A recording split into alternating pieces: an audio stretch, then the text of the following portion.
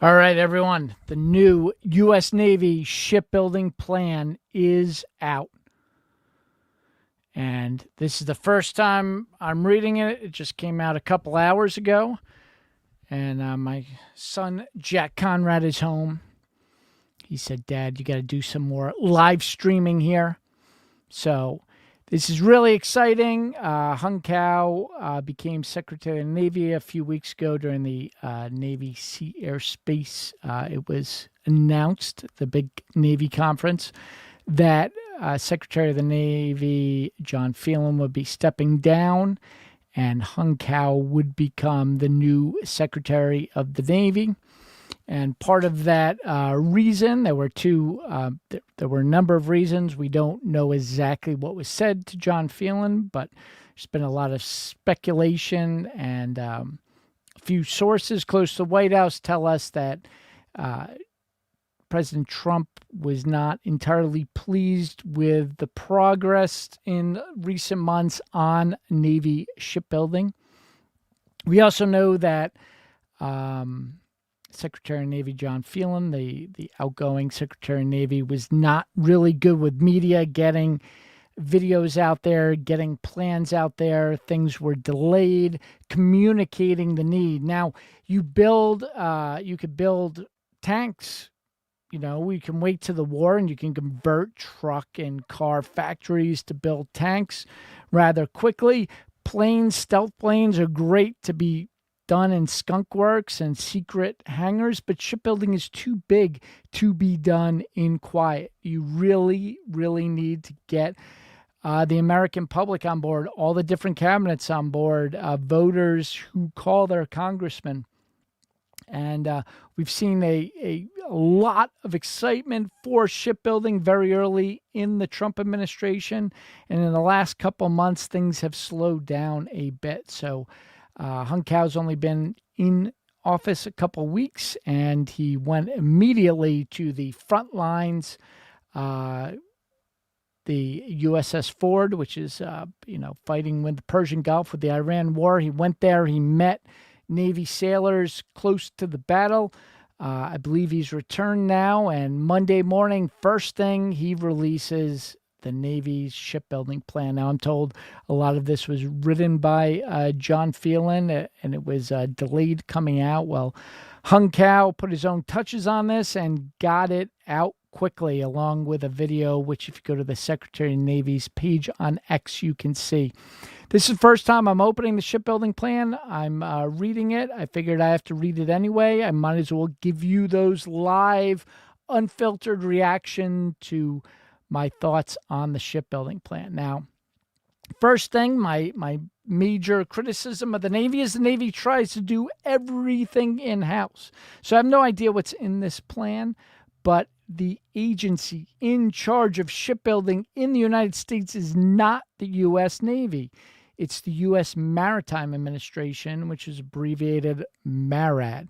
So those guys have the congressional authorization. It's under Secretary Duffy at DOT to put the finances into the shipbuilding. The Navy's not allowed to manipulate, I wouldn't even say manipulate, but deal with Wall Street directly. They do sometimes, but the Maritime Administration has all sorts of authority that date back centuries to really bringing together commerce and treasury and financial assets like insurance and cutting red tape. And the Maritime Administration is next to the FAA at DOT. It used to be larger than the FAA. Now the FAA has over 40,000 people.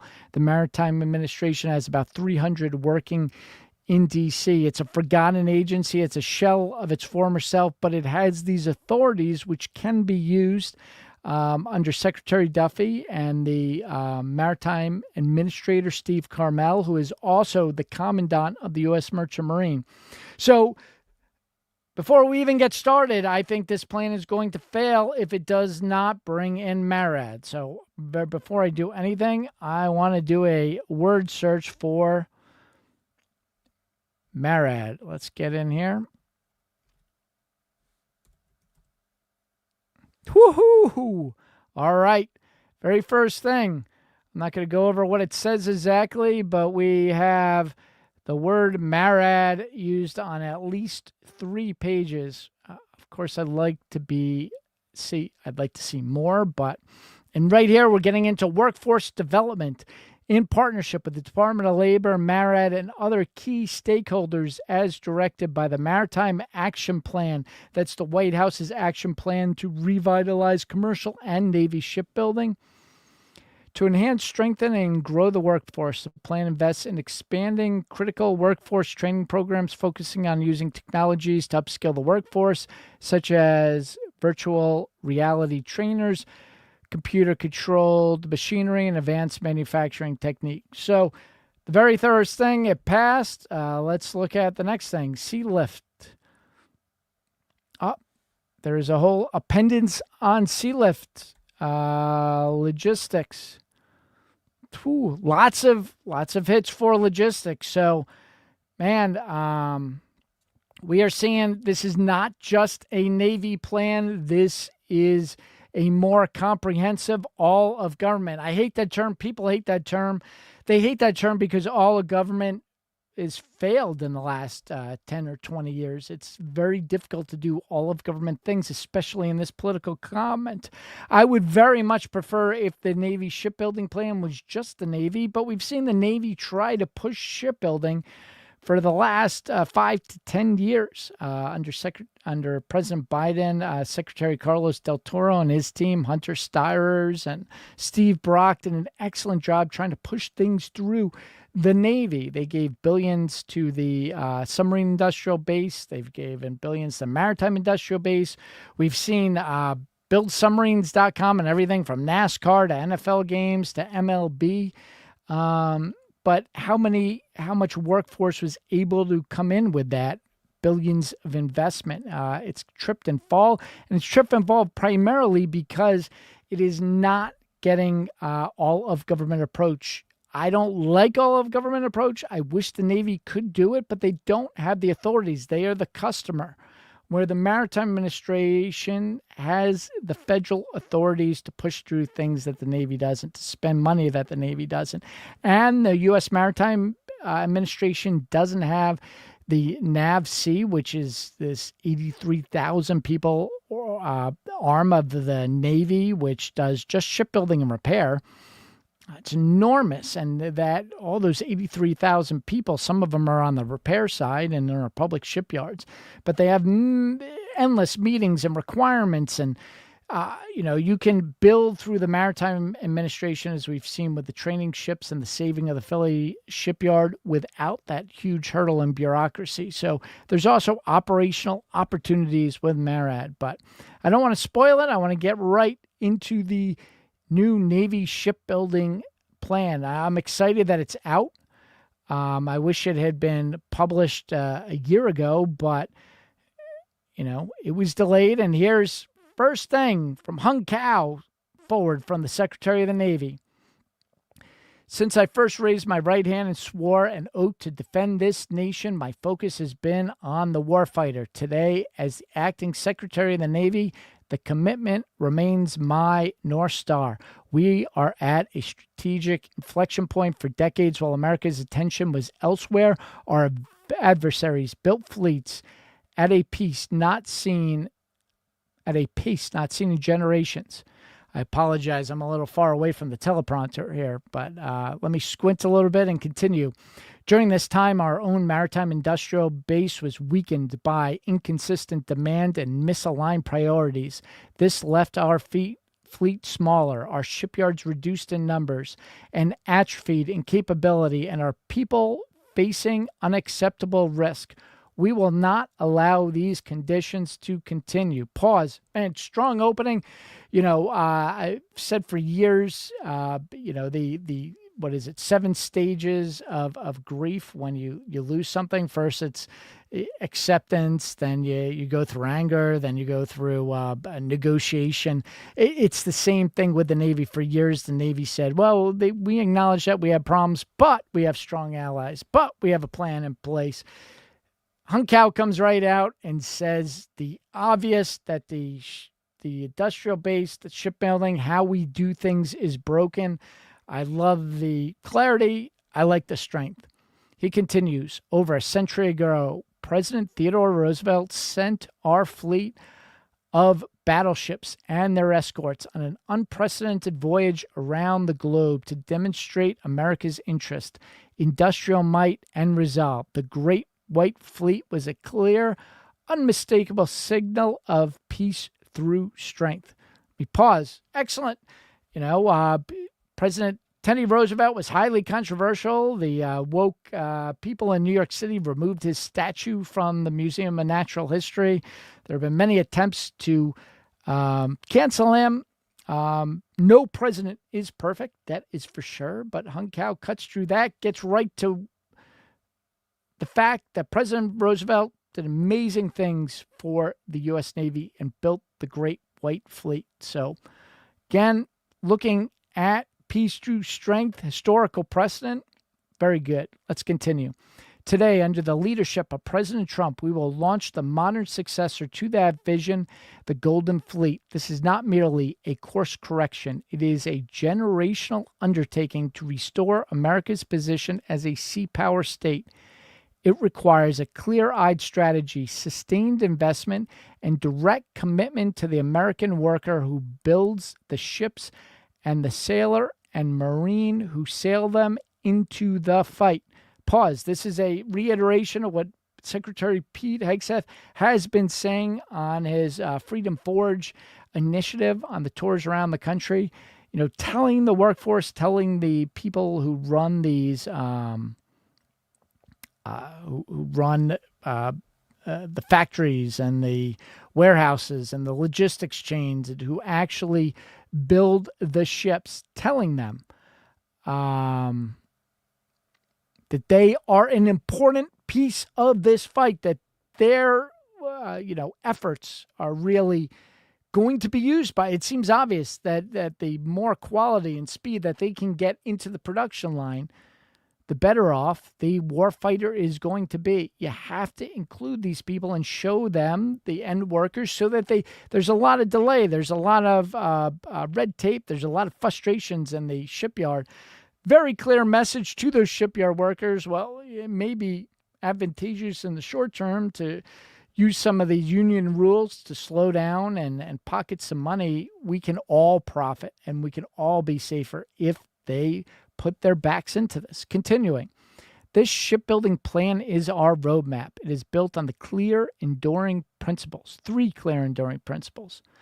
Number 1, change how we do business. We are shifting from a slow, compliance-based bureaucracy to accountable warfighting enterprise. We will demand performance, reward speed, and empower our partners to deliver. We will no longer tolerate the backlogs that put our mission and America's sons and daughters at risk. Pause. I love this. A lot of previous, even Phelan, but definitely previous secretaries of the Navy and CNOs have really blamed the shipyards and the industrial base for this, enormous profits. Well, a lot of the Army and the Air Force and a lot of the Pentagon programs have bloated, and there's been a lot of profit taking by the defense majors, but the shipyards have not really been making that much money. So not blame, but, clearly states there's going to be accountability. If they don't get this speed up, if they don't deliver faster and better quality ships, there could be consequences. Number 2, enhance maritime dominance. We will build a larger, more lethal, and more balanced fleet.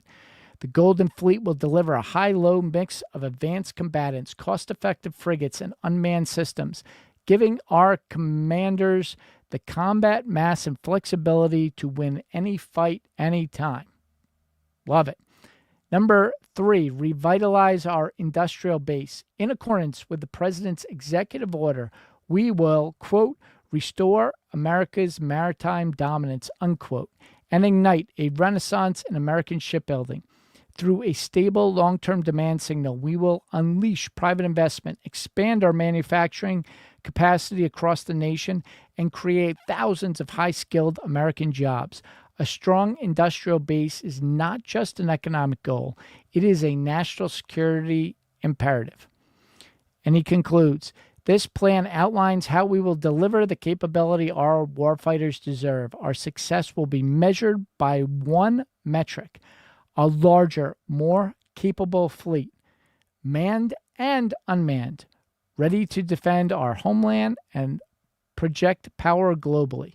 To our sailors, Marines, and the American workers who support them, I will always be beside you. Now we have work to do. Hung Cao, Acting Secretary of the Navy. My only comment on this is the U.S. Merchant Marine is a vital part of this shipbuilding. Go to any shipyard. It is chock full of Maritime Academy graduates who served in the Merchant Marine. And something like 40% of all Navy ships are manned by the Merchant Marine. So you didn't enter Merchant Marine. Let's do a word search, because this would be a major failure if he does not mention us at all. And let's see here. I see 0 results found. So we found the first major failure in the shipbuilding plan. He does mention MARAD. The head of MARAD is the commandant of the Merchant Marine, so it's mentioned on the side. But we cannot build ships without the Merchant Marine's full participation. And so we got an early fail. But the rest of it, I like the straightforward and not getting too complicated here. Let me see. How do I advance this?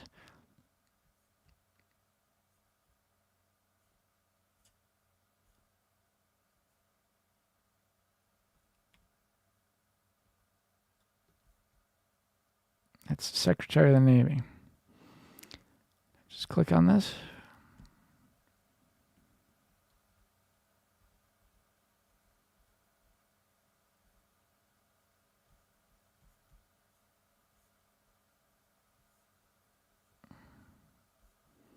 I don't know. It seems to be skipping the Chief of Naval Operations. I see it on the left here, but I don't see it. I got another copy on my computer here. I can bring it up that way. Just give me a second. Oh, now I'm messing everything up. It's so strange. Why can't I... There we go. All right. Couldn't do it in widescreen. So, the Chief of Naval Operations. Let me hide the sidebar so I can increase it. The U.S. Navy exists. This is Chief of Operations, the head Admiral of the Navy, on the Joint Chiefs of Staff, Admiral Caudle. Here's his words. The United States Navy exists to fight and win our nation's wars at sea. The fleet is our most decisive instrument of national power, and its strength begins in the foundry, is delivered through the fleet, and is proven in the fight. This 30-year shipbuilding plan reflects the Navy's warfighting framework as articulated in the U.S. Navy fighting instructions in order to execute the Navy warfighting concept, and it aligns our investments to ensure the fleet will be built, is ready for the conflicts we may face, not just the ones we expect. I said I'm going to be straight up but with this. I think that's a very clunky run-on sentence paragraph. We are operating in an era defined by the persistent competition, rapid technological change, and adversaries who are expanding their Navy forces at scale. Because the future fight cannot be predicted with certainty, our approach is guided by the hedge strategy that builds a balance. All right, this is not very well written. I think I understand what he's saying here, but there's just a lot of inside baseball, a lot of things that you have to think about to make sense, or only really make sense to the Navy officers. But things like the hedge strategy is a plan that he has for the Navy. If you are a naval officer, you understand what that hedge strategy is. If you're just a civilian, I'm not going to sit here and explain it to you all. But the next sentence is, therefore, to execute the Golden Fleet Initiative, this plan delivers strength in all 3 elements of naval power: the foundry, the fleet, and the fight. All right, this is shipbuilding. It should be more focused on the foundry. So I'm going to read that paragraph. And then if you want to read about the fleet and the fight, you can do it on your own time. The Foundry is our industrial base, shipyard, suppliers, maintainers, and the maritime workforce that makes naval power possible. Continued stable demand, on time and at cost production, disciplined requirements, and long-term investment by the industry are essential to restoring the capacity to build and sustain the fleet at speed and scale required. It's good. I'll give that a solid B there. Moving on. Forward from the Commandant of Cadets. Sorry, the Commandant of the Marine Corps. He's way more than the Commandant of just cadets. Eric Smith, General Smith, who's also on the Joint Chiefs of Staff representing the entire Marine Corps. The Marine Corps is the nation's premier expeditionary force in readiness, designed to operate as an integrated element of naval power. Our distinct contribution of the joint force is the ability to project power from the sea, assuring allies and partners while providing a persistent, stabilized forward presence. In an era of emerging great power competition, the Navy Marine Corps team is a critical tool for controlling the Marine. All right, we got another run-on sentence here. But he goes down. Our strategy is centered on maintaining a decisive expeditionary advantage, ensuring our forces can gain and maintain access to the world's most contested littorals. This approach leverages the unique abilities of the Amphibious Ready Group and Marine Expeditionary Unit, the premier force offering the Marine Corps. I can't read this all to you, another run-on sentence, but what he's saying is the Marine Corps has to get to the fight.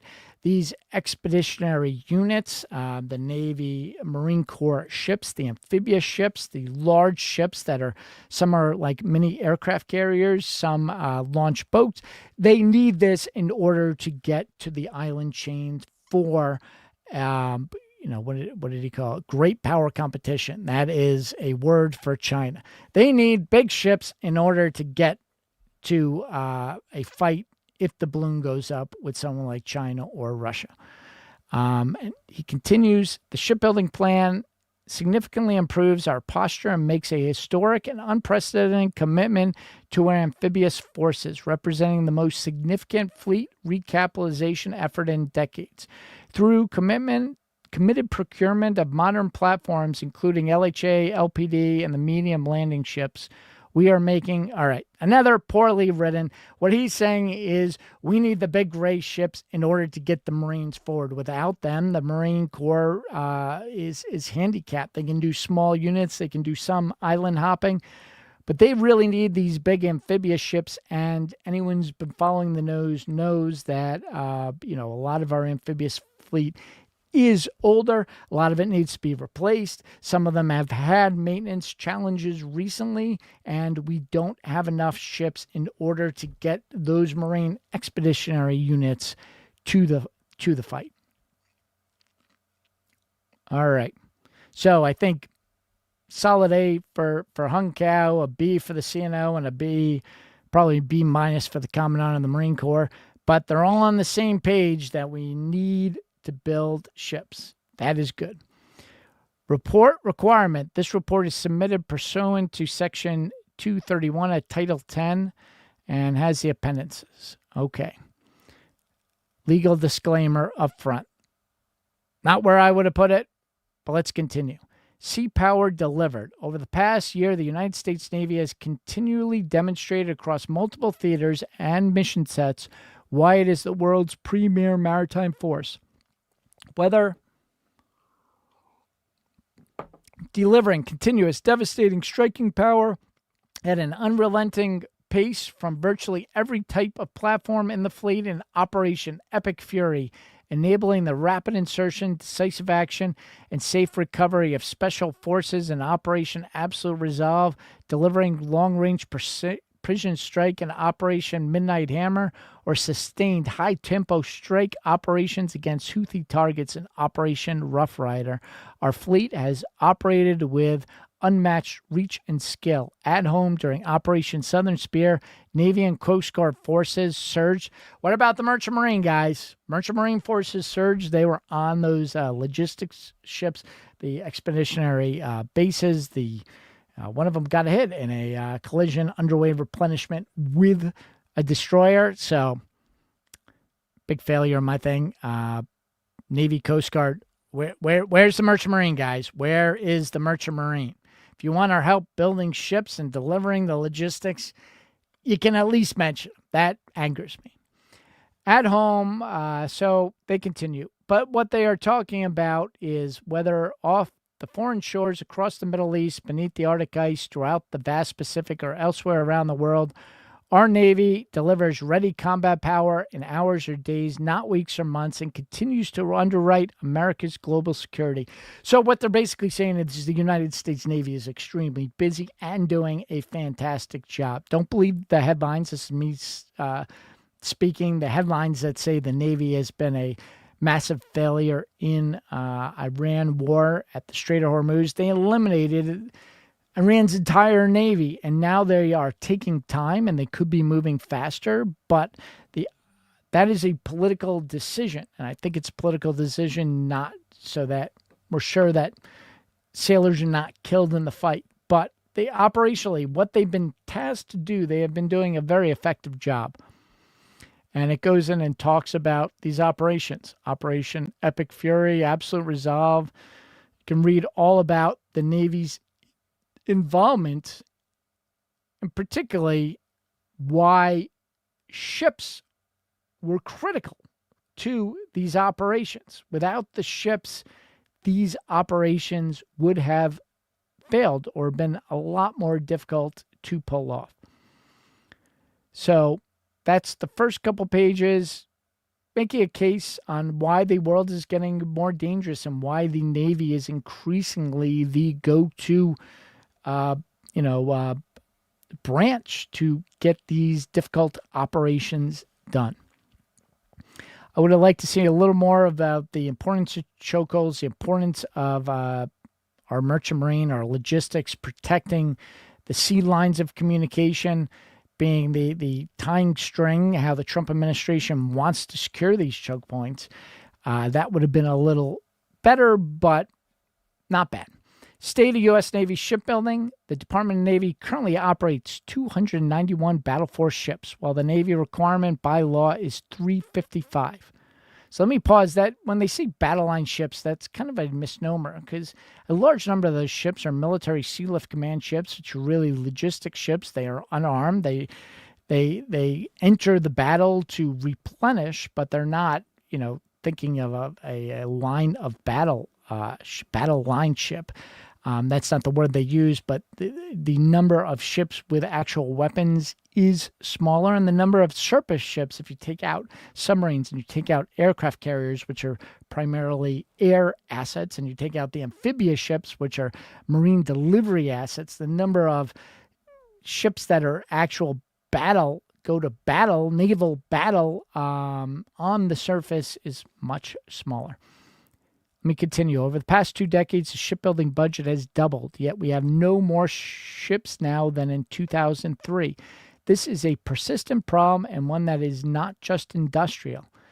It is structural and the result of how we buy, how we plan, and how we manage risk in naval acquisition.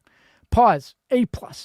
A+ on this. The Navy is finally taking, not blaming anything else, not saying that we can rely on the allies to, fill in the gaps in places like logistics that we don't have. The Navy is taking ownership of this problem, and they're acknowledging that they, particularly NAVSEA and other naval organizations, naval bureaucracy is a big part of the problem, if not the biggest reason why Navy shipbuilding has stumbled. Continuing, the Navy's acquisition system grew administratively, but eroded operational requirements, expanded during execution, mature designs were modified and evolved by the Navy, and cost estimates and construction schedules were overly optimistic. As a result, schedules slipped, costs compounded, and the American taxpayer absorbed the bill while sailors, Marines, and the Department of Navy's readiness are left materially impacted. The Government Accountability Office, Congressional Research Service, and our own internal interviews have identified these issues repeatedly for more than 3 decades. Those lessons learned are the foundation of this plan, carrying forward what works and correcting what does not. This also means taking a full life cycle view from initial procurement through sustainment and reforming acquisition practices that have historically deferred cost and readiness risk into the out years. So start off excellent, very well done, but then kind of trails off into some Navy speak and gobbledygook. I would think what I'm missing here, and maybe we get into it later, is the amount of bureaucracy, the amount of red tape, the amount of environmental regulations that are not just by the Navy, but also by the shipyards. So like OSHA, shipyards have to follow OSHA work rules, safety on-site work rules. But then you not only have the federal OSHA, you have, let's take NASCO in San Diego, you have federal OSHA, and then you have local OSHA requirements. And then the Navy has its very own OSHA department within the Navy that has its own rules. And then NAVSEA has safety requirements. And then whatever Navy admiral is in charge at the time, or Navy engineering officer in charge, they have their own requirements. So you have this compounding red tape. And on top of all that is a lot of these shipyards are union shipyards, and they're the union rules and the union negotiated contracts. Man, a huge part of this problem is red tape, and I wish the Navy just called it out in this damn shipbuilding plan, but I don't see it.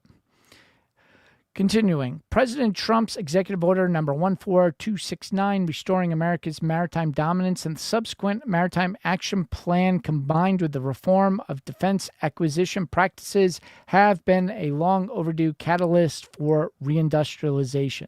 This has driven a shift away from legacy approaches and towards stewardship, accountability, and disciplined follow-through.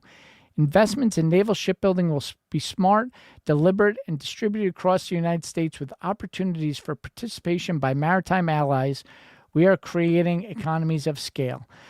So, I mean, this is kind of disjointed. It talks about Trump's executive order. Well, Trump's executive order was based off of the Ships for America Act, which is currently stalled in Congress.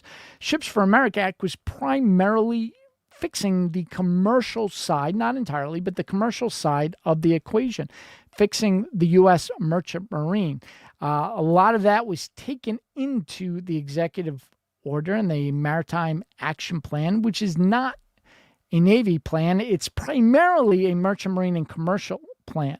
And understanding that the shipyards are primarily commercial entities that have to have commercial business, that have to get commercial loans, that have commercial cost of capital. That's something else I haven't seen yet, is just the cost of capital that these shipyards face, the financial, the Wall Street, the stock prices, the dividends, all of this compounds. It's not really talked about here. And they go from the Maritime Action Plan, which really focuses on that, and then shift into the Navy. If you're not familiar, and I can't explain it all in this live cast, if you're not familiar with the Ships Act and the executive order, it makes sense that this paragraph is saying that the Navy understands that executive order and is ready to execute on it. But again, they don't mention the merchant marine. They don't mention the logistics, military seal of command, those problems. And they so if you understand this is very disjointed. There should be 2 separate paragraphs here. And there should be a paragraph explaining what the commercial role is, the part suppliers, the secondary and tertiary manufacturers of the equipment, and secondary shipyards, the modular design. They might get into this, but I'm saying for someone who's been head deep in this for years, to me, it sounds disjointed. Continuing, recently implemented wage increases funded by the U.S. government at Electric Boat and Newport News Shipbuilding have resulted in both companies achieving their required hiring rate for, what is that, CY fiscal year, I guess that is the name. I'm not sure exactly. 25, and the reduction of attrition rate of and a reduction in attrition rate of 2 to 5%. We expect industry to do the same and make needed infrastructure investments, pay fair wages, and invest in the skilled workforce that is necessary to protect our national sovereignty while eschewing stock buybacks and dividends as directed in Executive Order 14372. Prioritization, the warfighter, and defense contracting. So here's the little slap in the face of the shipyard saying, hey, you can't take these profits and manipulate stocks. I was hoping we'd avoid that because most of the stock manipulation is going to Boeing and General Dynamics, which has some shipyards, and Lockheed Martin. The shipyards itself, even under General Dynamics, NASSCO, Bath Iron Works, Huntington Ingalls is its own company. You can look up the stock price, HII. They are skyrocketing recently with the additional funding going into shipbuilding and expansion of the budget. But historically, over the last few years, they have not been making these record profits. They've done some buybacks, but that was really to prevent the stock from tanking. So, I have some comments on that particular paragraph, but not terrible. Continuing, the fleet of the future is a high-low mix of platforms. It must also be a buildable and sustainable combination of platforms that are maintained to end of their service life. High-end platforms remain essential, but they must be complemented by systems that can be produced at volume and adapted in real time. That includes a range of unmanned systems operating everywhere from the seabed to space, fully integrated with current force structure. The high-low mix is how we increase new market entrants, blah, blah, blah. Okay, they get back more into Navy speak. Just come out and say what you're planning on doing, man. The more I read this, the more I loved Hung Cao's introduction of just these are the facts, these are the historical precedents. But high-low mix means we need some battleships and aircraft carriers, and we need some lower-end frigates and autonomous boats. That's what they mean by the high-low mix.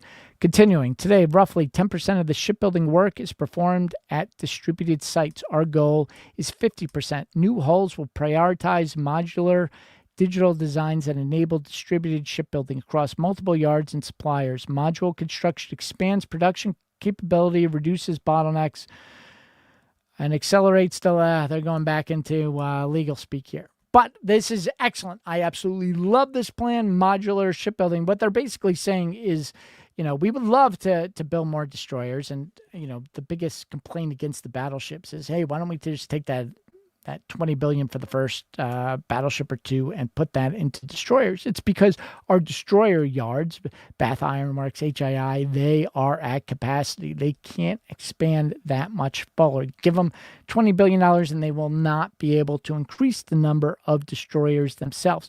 What this is saying is we have a number of other yards. The Naval Shipyard Mobile, the Navy just bought part of Alabama Shipyard. You have Austell, which has gotten off the LCS contract, invested in steel. You have Fincantieri, which the new frigate was just canceled, but now they have room to expand. They can't build a big battleship. They can't even build a destroyer, but they can build parts of it. And those sections of the ship can be barged or transported to shipyards like HII and Bath Iron Works, welded together there, so you have more availability of the dry docks in these larger yards. And there are others on the West Coast. California Forever could be a brand new shipyard between San Francisco and Sacramento. That's an excellent project. Mare Island was a repair yard.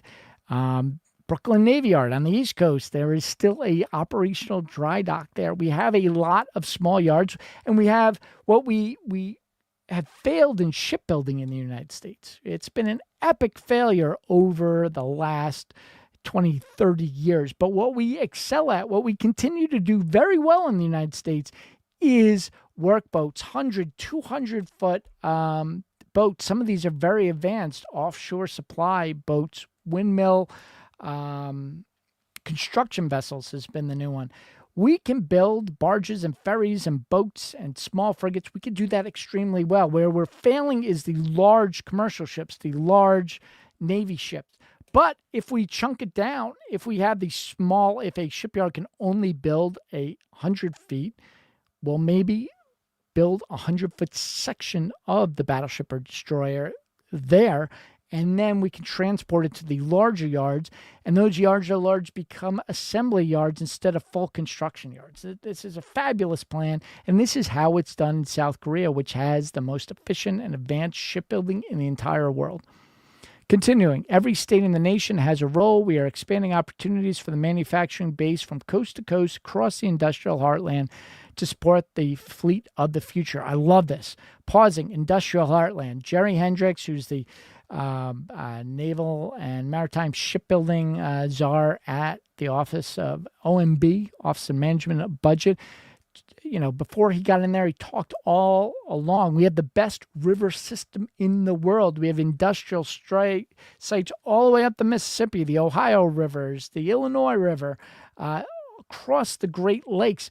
You can't build a big battleship or a destroyer in the Great Lakes, or a large submarine even, because of the lock constraints on the St. Lawrence Seaway. But you can build these modular, smaller designed sections of a ship, transport it on our fantastic river system, and bring it to larger shipyards where, instead of the full construction, which takes time, the USS John F. Kennedy, our newest carrier, has been under construction in Newport News for 17 years. 17 years, taking up space.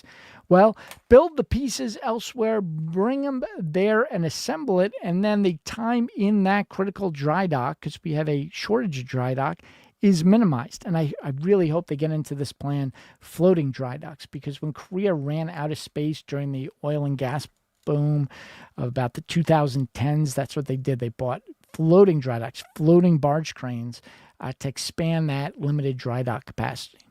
But continuing, this is how we move from stagnation to growth, from delay to delivery, and from a constrained industrial base to one capable of building the fleet of the future at the pace and throughput the nation requires. Okay. Today, across shipbuilding as a whole, roughly 10% of the work is performed at distributed sites with a goal of reaching 50%. Excellent. Continuing, changing how we do business. And the Department of the Navy is to generate the combat power required for the future fight. We must fundamentally transform how we deliver capability to the fleet. Speed is no longer a preference, it is a requirement. To enable the transformation, we are aligning acquisition directly to warfighting priorities and enforcing. Here we go into Navy speak again. We have already demonstrated what is possible when we operate with urgency and unity of effort. Urgency is definitely required. We should highlight urgency, underline that, put a space, because, Trump has continually pushed urgency, and unless each department in the Navy, Maritime Administration, Commerce all work together with urgency to push this out faster, it's not going to get done. There's too much involved. There's too much in, we get these periods of excitement in the last year and a half since Trump, and then periods of sloth and delay, then periods of excitement again. This is what a chart looks like if you're someone like me who's very interested in shipbuilding. We need that entire chart to just get in, interest in our sense of urgency, putting interest in not this up and down, sustained unity and urgency. The most powerful financial tool is compounding interest. I want compounding interest on urgency. I want compounding interest on excitement and working together, instead of this start and stop, extreme excitement followed by extreme depression, followed by excitement again. So that is good. Contracted communities to rapidly determine the optimal path forward for a small blue water combatant. This effort resulted in the transition to a new frigate program in a matter of weeks, not years. This is not an exception. It is a model we continue to follow and replicate. So people who don't know, we had the Constellation frigate. We copied a French design. We thought copying a design would be able to get Fincantieri up and building these ships fast.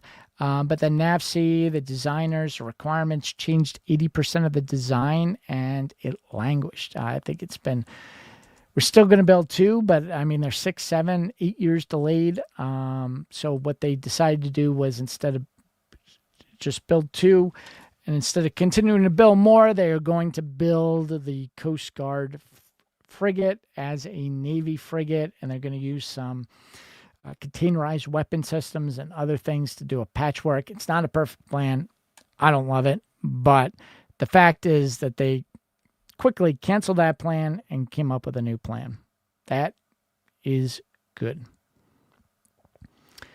All right, guys, as we continue, I have a phone call at 3:30 here, so I may either end the stream or take a intermission, but we shall see. In fact, let me make sure I got my calendar here to double check the time, because I don't want to miss that phone call. We are moving decisively to implement enduring reforms that shift the department from a compliance-based bureaucracy to a results-driven warfighting enterprise. Acquisition priorities will be anchored to mission requirements, and execution will be relentlessly driven by measurable results on schedule, on cost, and the planned production levels. Great, but easier said than done. Where, we need to fire. We have 83,000 people in NAVSEA. If those bureaucrats continue in there, they're going to continue to slow down the process. Not that they don't try to do well, but just you have that many people to manage, you end up managing this system and not the building of the ships. So I don't see where 20, 30, I like to see 70,000 people laid off or fired or moved somewhere else. This Maritime Administration, which I talked about, they only have 300 people, and they have the authority to get a lot of what NAVSEA can't get done. So take 1,000 of NAVSEA's best people and liaison them over to MARAD right now. Liaison 500 of Commerce, 500 of Treasury. Give these other institutions bridges. Send 1,000 over to Korea to learn what is happening. Turn 1,000 into analysts who look at how China is building ships so fast. They got to part out this. They got to get rid of the big part of that workforce, and they got to take the workforce that exists and put them and move them fast into these other things, starting with the agency in charge of shipbuilding, which is the U.S. Maritime Administration. I love that they mentioned it, and I don't know where yet, but I mean, we are 9 pages in, and they haven't talked about the department in the U.S. government that is in charge of shipbuilding. It's not the Navy. It's not the Coast Guard. It's not Treasury. It's not the CNO. It's not the Secretary of Navy. It's the Commandant of the U.S. Merchant Marine, Stephen Carmel, at the U.S. Maritime Administration over by the Navy Yard at the DOT building. We should not have to go through 9 pages. Again, the 7 stages of grief. The U.S. Navy has not gone into stage 1 that they are not in charge of shipbuilding. The Maritime Administration is in charge of shipbuilding. They have not just, owned up to that. The Navy admirals want to be in charge of the shipbuilding, and they have sucked out the budget from Coast Guard and NOAA Corps and the Merchant Marine and others for years to try that their warships have a priority. And I love that they're acknowledging that MARAD has that authority. They're acknowledging that shipyards are a business, and those businesses have financial incentives like buybacks. I acknowledge they are looking at this, but why is a warfighting institution looking at stock buybacks at all? If the Navy has a problem with that, that's the Security and Exchange Commission's job. That is Treasury's job, to look at the allocation of fundings and if there is waste in the federal procurement system. This is not the Navy. The Navy is not accountants. And if they have accountants who are looking at the buybacks and the cost of capital of, these bond tranches, and this gets to very complicated stuff, then the Navy is wasting their time. They have to put those people in the proper, but the other departments do not want it to come out of their budget. They don't have the manpower, so the Navy should provide what they have, which is the manpower. All right, rant over. The knowledge that they will be able to drive down the cost curve of multi-ship procurement, business old and new, should invest in facilities, equipment, recruitment and retention, workforce training, supply chain management, new technology, blah, blah, blah. Yes, the shipyards have to. But the Navy is a customer. It's like when you buy a car from your dealer. Is the Ford dealer, is he Ford? He's got the Ford sign on, but you write a check to the dealer writes a check to the Ford company, which then creates the manufacturing and so forth, right? The maritime administrator is that dealer, they sitting between the buyer and the factories, and the Navy has completely cut it out, and they can't just write a check to a shipyard to build a new crane or a new dry dock. And it's extremely frustrating. Yes, okay, multi-ship procurement, that's a Navy thing. Business, old and new, should invest in facilities. The shipyard grants are under MARAD. The Navy cannot provide a shipyard grant to, and that MARAD shipyard grant project is completely underutilized and undercapitalized.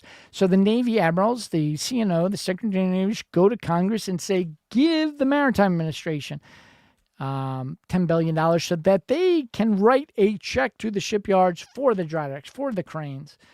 Give $1 billion to the Department of Labor so that they can, close. How about we close a few colleges and turn them into shipyard hands-on, not colleges, but what Mike Rowe always talks about, hands-on training institutions, right? These checks need to be written. They need to be written, but they can't be written by the Navy because the Navy is not the authority to write checks like that. And it has all sorts of legal and ethics problems, and the Pentagon just screws it up. So get that money out of the Navy books, give it to the authority, to the Treasury, and if there's problems, work with the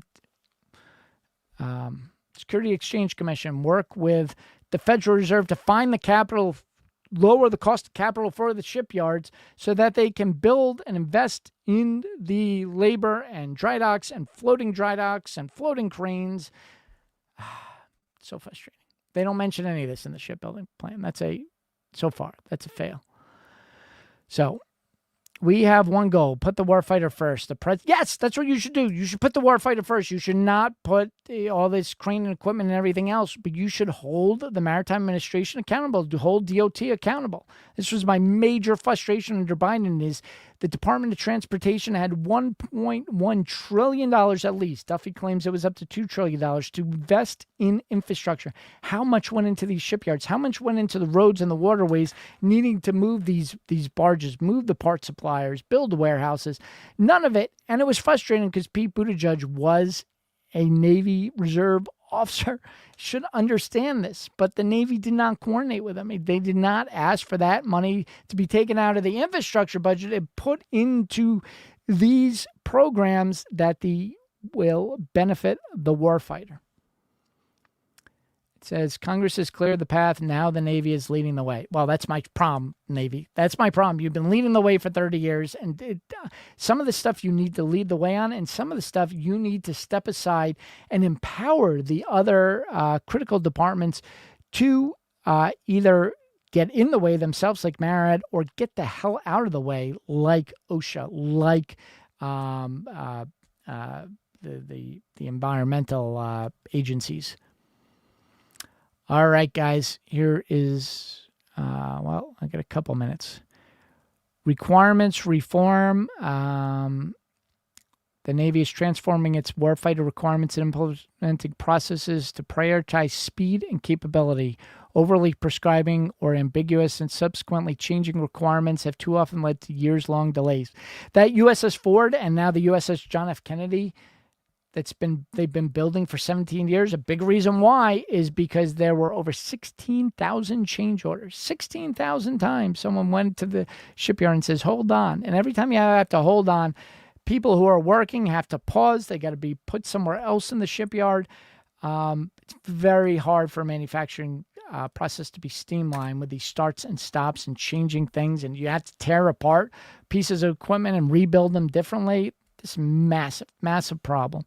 So great. I'm glad that they are addressing it. Our reform plan is grounded in input from cross-functional working groups that connect fleet design to our reform requirements and acquisition execution. Oh, we don't need more working groups, guys. Take this sentence out. We do not need more working groups. We have the Maritime Action Plan. We have the Maritime Executive Order. We have the Ships Act. We have all the working groups that went into that. We have a Naval Sea Power Committee in Congress. We have the government accountabilities. These problems have been studied when McKinsey has an entire shipbuilding office. Everyone knows what these problems are. We do not need to get feedback from more working groups that connect fleet design to our reform requirements. Take the working groups that are we know what the problem are. We have the authorities. We have the executive order. Push Congress to pass the Ships Act. Let's get it done. Get it done. No more working groups. We are moving closer to the end customer, the warfighter, and moving away from those who study requirements in favor of those who live them. Great. So why did you just say our reform plan is grounded in input from cross-functional working groups? Okay, maybe that was past tense. Okay, so they are acknowledging it here. This reform will extend to our business and contracting processes to enable speed of acquisition. All right, I am going to take my phone off of focus. So I have this phone call, and we may go to intermission here. I don't know if they're going to call right at 3:30, so I should continue.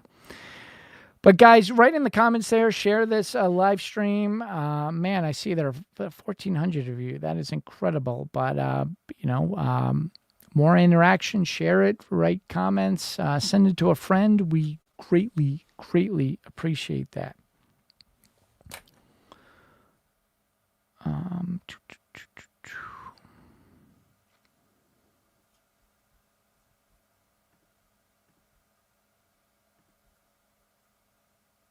I'm gonna have to put up a banner. Let's see how can we create a banner.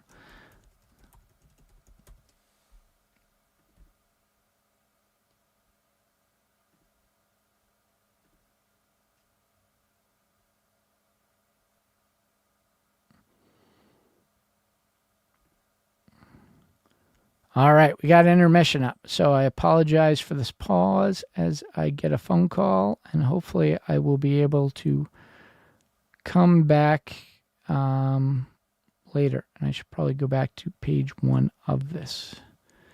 I apologize for this. It's an important call, and hopefully I will be back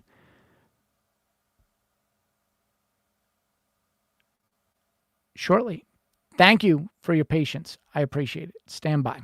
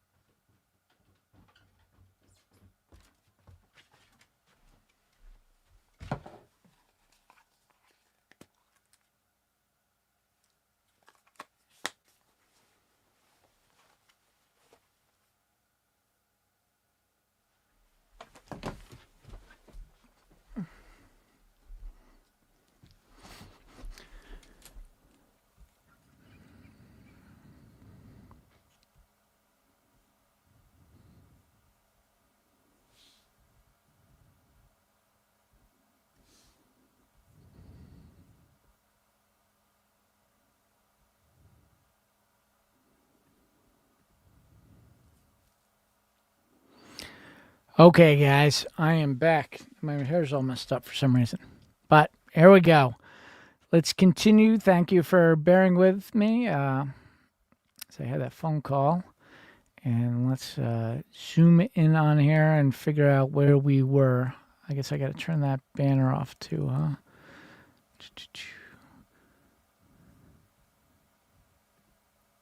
There we go. All right, looking better. Can I expand this? Did I try to do that before? I'm not sure.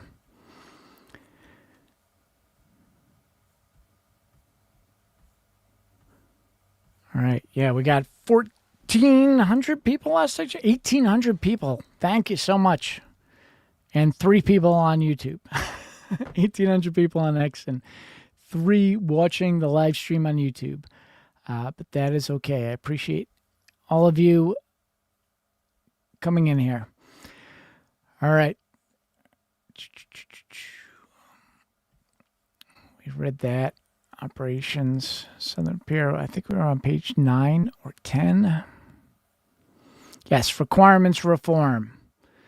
And then next section is acquisition strategies. Will be structured around innovative development cycles to deliver capabilities to the fleet faster and align with evolving mission needs. The approach emphasizes early and continuous engagement with operations and stakeholders to inform requirements, business case decisions, and design maturity.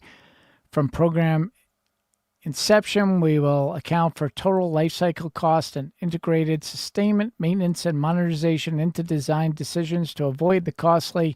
This looks like they took the government accountability report and just said we're going to do all these things. But my problem with this is if we actually do all of these things instead of taking existing hull designs, if we do all those things, it's a kind of an open door for more consultants, right? More plans and problems. So I'm not sure I'm down with that paragraph.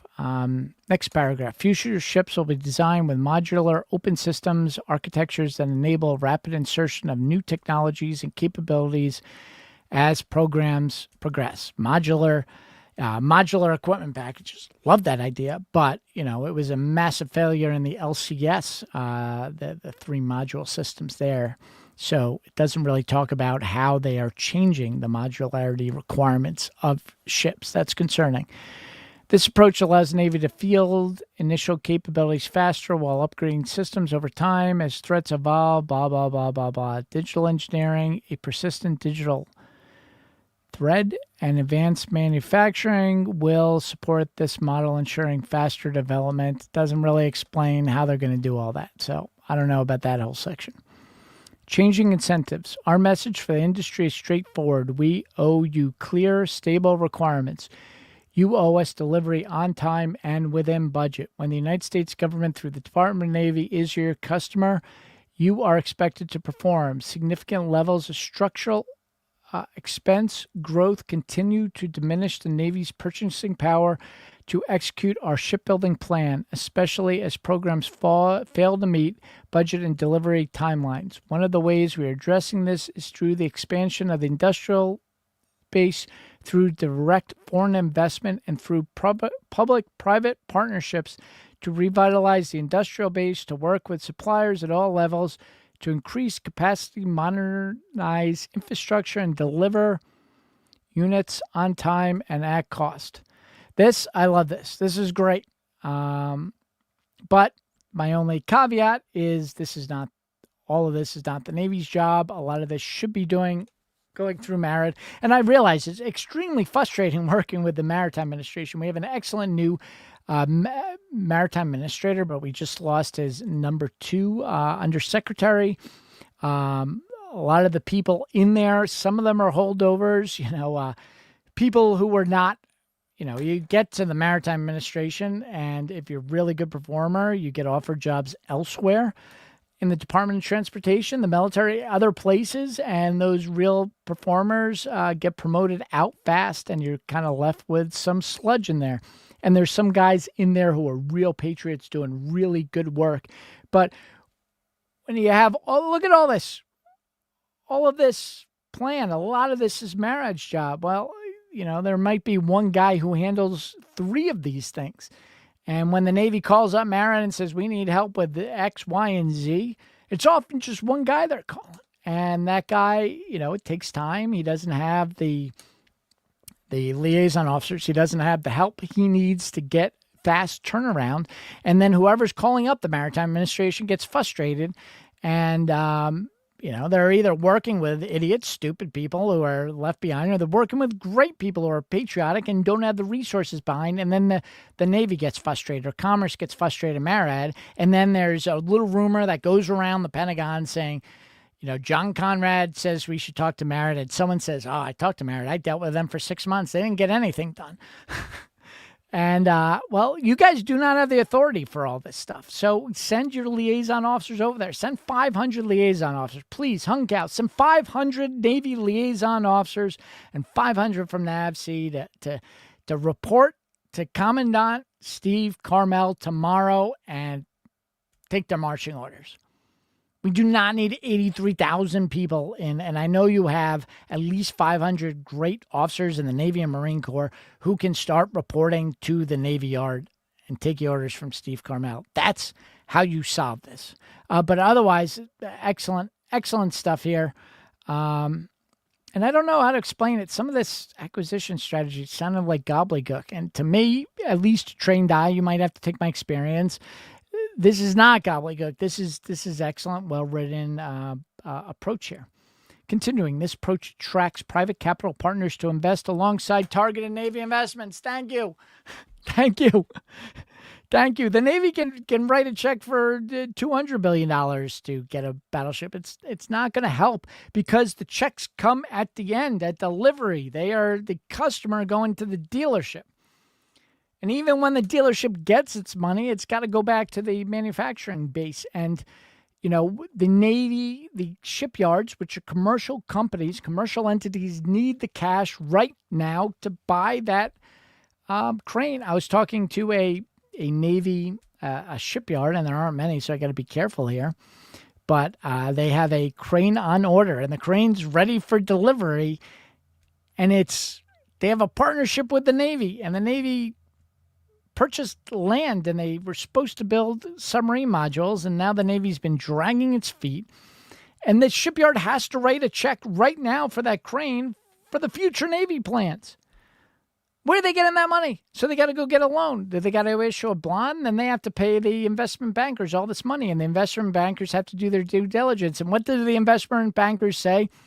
They say, you haven't been paid by your customers in the past, so we will give you the loan, but we're going to charge you an enormous interest rate.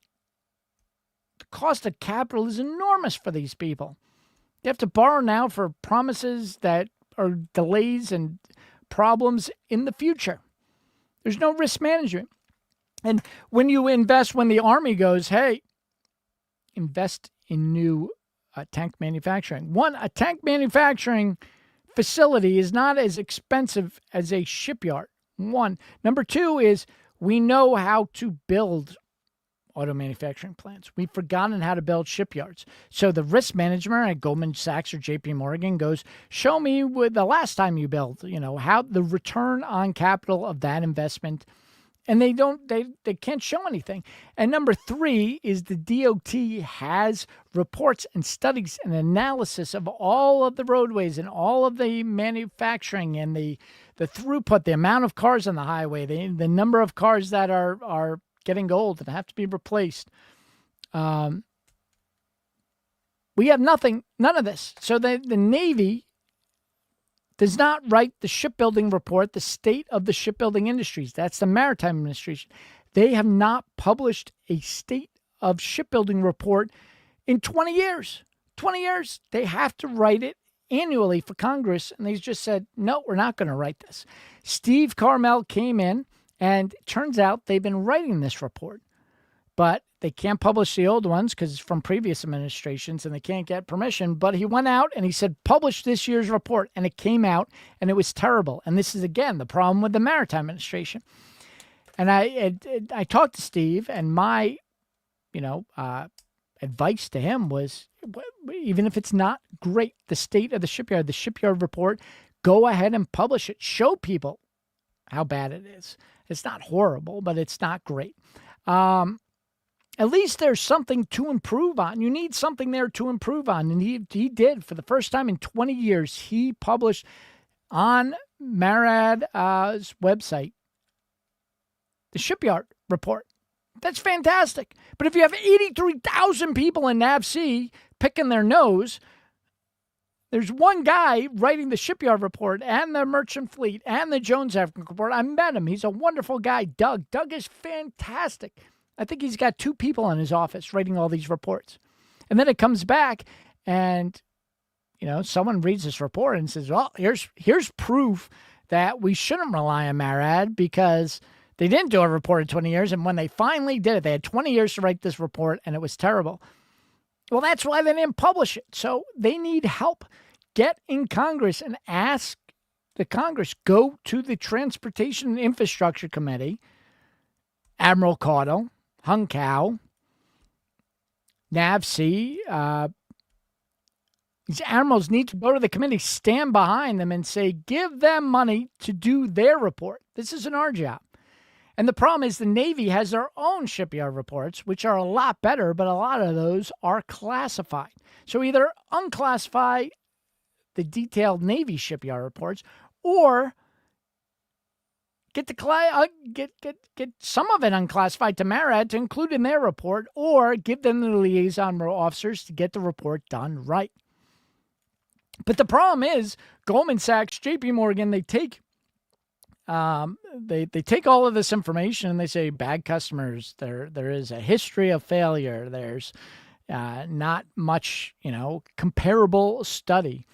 Here are all the problems versus what they do is they take foreign yards because the Korean shipyard builders are excellent and they do a comparison study like you've done with your realtor. You ask your realtor, is this price of this house reasonable? And they say, well, let me compare it to that. So they're comparing these broken shipyards. And I'm not talking about HII. I'm talking about smaller yards like Mare Island, like Alabama Shipyard.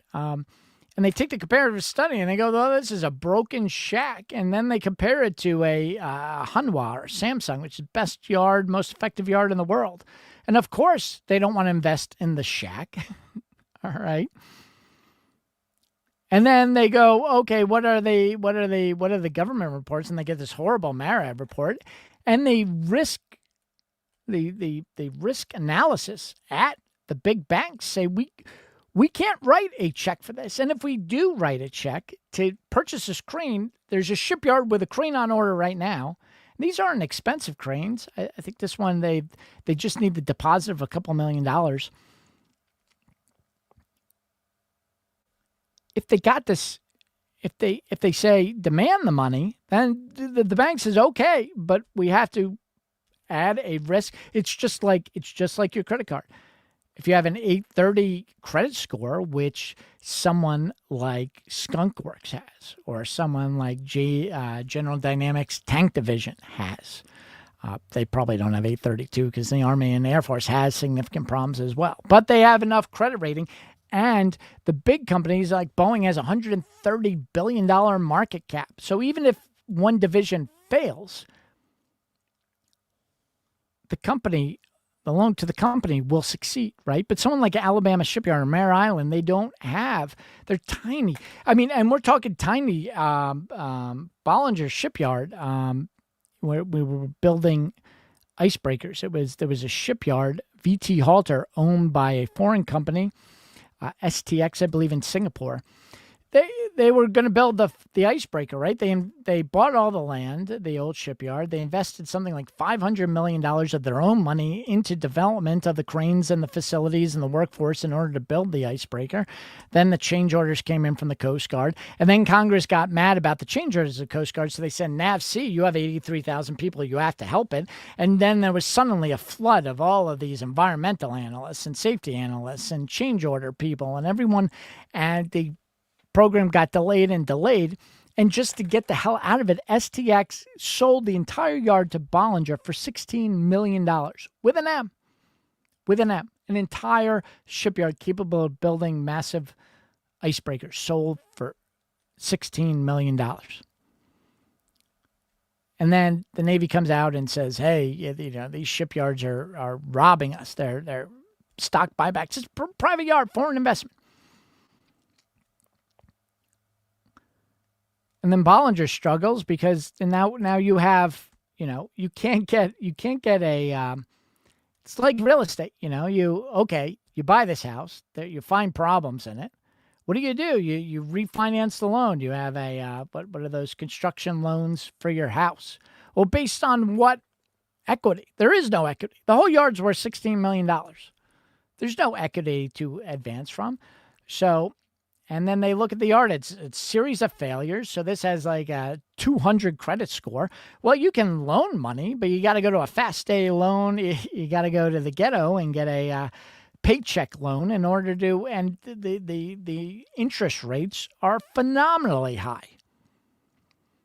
So this is something easily, if MARAD and the Navy can't give the money for that loan right now, the Navy can get the reports and all the paperwork in there to hand to JP Morgan and say, we're going to insure this. Maybe we don't even have to give the money to the thing, but MARAD has insurance inside of MARAD.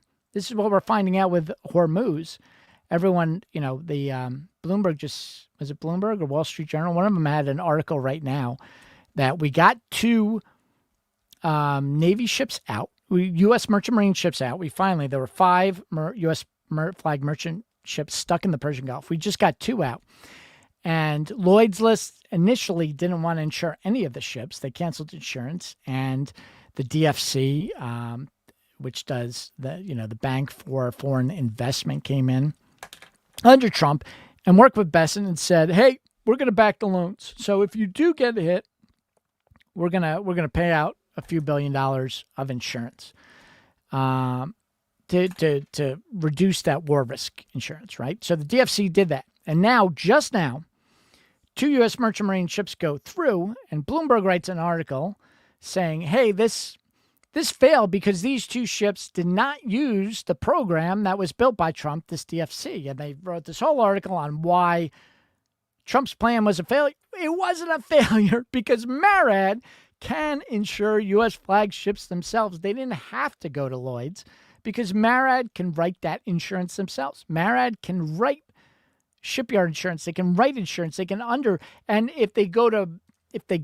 J.P. Morgan and say, yes, BT Alter, Alabama Shipyard, Mare Island, Brooklyn Navy Yard, these are extremely risky investments, but if they fail, we will acquire the assets. The Navy needs dry docks anyway. So, if your house forecloses, the bank doesn't want to deal with it because it's got to sell it, but the Navy needs additional shipyards. They just gave $200 million to buy land at Alabama Shipyard, make it the mobile naval facility. So, it's literally lose-lose. The taxpayer does not have to write these checks. They just have to insure these checks, and that reduces cost. Then J.P. Morgan goes, okay, the Navy will buy it for quote face value if they, the Navy will take this crane. The Navy will take it if the loan falls through. Does that make sense? But the Navy can't. The Navy has no bank. The DLT has a bank inside of it. Treasury has a bank. The DFC is a bank that can lend money to Korean shipyards like Hanwha, which bought out the Philly shipyard. There are all of these capital things to invest and reduce the cost of capital and provide loans. And a lot of them are not taxpayer. The Navy needs cranes. So if the shipyard defaults on this crane, Navy could send a heavy lift ship. Well, they don't have those. The John Glenn, don't get me started. We need more heavy lift ships. But if the Navy had its act together and had those, and they had the salvage tugs and they could move a barge, they could go pick up the crane and move it wherever the hell they need, and there's desperate need for it. So, but the Navy does not have the bank inside. They do not have the insurance. These other government departments have, and this is why, we're on page 10, and they still have not mentioned MARAD. We're on page 10, and they have not mentioned Treasury and Commerce and the SEC, and the Navy should not be punishing anyone. if they are doing stock buyback or manipulations. They should call up the SEC, and the SEC should run that because they are the professionals on it, and they have the congressional authority to do so. All right, continuing. One example is Factory 4, the Factory of the Future, advanced manufacturing facility in Muscle Shoals, Alabama, supported by $9 million Navy investment from the One Big Beautiful Bill Act and $1.5 billion in private capital. See, this is great. And if you lower the cost of private capital and make it more investable, the banks you could even reduce that. I'm sure you could get $2 billion and lower the taxpayer burden significantly. This partnership is structured to align investment with measurable production outcomes through highly automated manufacturing while creating over 1,000 jobs for the local community. I have to look up the specifics on this. Is this big ship manufacturing? This is a shipbuilding plant. Are we now talking about the small autonomous dinghies? I don't know. Consistent with the, quote, prioritization, the warfighter and defense contracting, unquote, executive order, the Department of Navy is shifting from government-funded production expansion toward a model where suppliers have more ownership and invest in their own capital. This revised approach incentivizes manufacturing to achieve delivery dates on time and on budget. Pause. Again, this works great for the defense primes, which have, $100 billion plus market caps, but a lot of the shipyards are struggling. Additionally, the Navy is leveraging the Department of War business operators for National Defense Bond Program to embed private sector executives directly into defense acquisition programs to help improve real-world outcome. The bond program operates alongside the deal. So they're taking executives, like Emil Michael, like Bill Tody, like Feinberg. These guys are recruiting executives from successful manufacturing and technology and putting them in the acquisition process. I love this. But let's take Navy liaison officers and give them to the shipyards to help on the other side as well. It should be a two-way program, but it's still a good start. I support. Continuing, portfolio acquisition executives, consistent with the direction from the National Defense Authorization Act for fiscal year 2026. President Trump's executive order monetizing defense acquisition and spurring innovation in the defense industrial base and Secretary of War directives, Department of Navy is comprehensively transforming the acquisition process. One, speed up delivery of capability to sailors and Marines. Great. Where's the Merchant Marine? You guys run MSC. You have the largest Merchant Marine fleet in the entire world, and you forgot us again. Okay. Number 2, have signal accountable officials responsible for doing so. The Department of Navy's portfolio acquisition executives, PAEs, oversee portfolios of major programs and criteria capable to enable quicker development and procurement decisions. Okay, so what this is getting at is, you have all of these patchworks of acquisitions and programs and people who have to dot the I's and other people who cross the T's. They're saying that each of these programs is going to have a small group that has accountability to that program. At least I think that's what it means. Under the PAE model, leaders are empowered via capability trade councils to make and be accountable for discipline, data-driven trade offs across schedule and performance with the clear priority of time to the field. So they're empowering these smaller groups to make the difficult decisions to get things back on track. I love that. The only question here is, this works great for Space Force, which has rockets and can work with SpaceX, and SpaceX engineers can go back and say, hey, we need to cut this and that, and they can maybe cut this capability, and these guys are empowered to authorize that. But shipbuilding is, you got the engine manufacturers, you got the safety manufacturers, you got the firefighting manufacturers, you got cost of capital, Wall Street, you got transportation, you got the Army Corps of Engineers. If that shipyard like Alabama does not have dredged out docks and approaches and waterways to it, how are you going to move those modular barges in? So this is great, but the complexity of the shipbuilding base means that, one or two guys to cut through red tape isn't really potentially enough. It's enough if you're doing a rocket, but building a submarine is significantly more difficult than building a SpaceX rocket. Next, Department of Navy's first PAE, Robotics and Autonomous Systems, was established in December 2025. The DON has since stood up 6 additional POEs: Industrial Operations, Marine Corps, Maritime Mission Systems, Strategic System Programs, and Undersea.